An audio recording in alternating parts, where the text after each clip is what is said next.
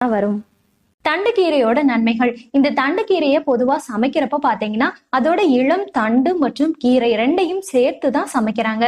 முற்றிய தண்டையும் பயன்படுத்துறாங்க. ஆனா அது கொஞ்சம் ஹார்டா இருக்கும், வேகிறதுக்கு கொஞ்சம் டைம் எடுத்துக்கும்.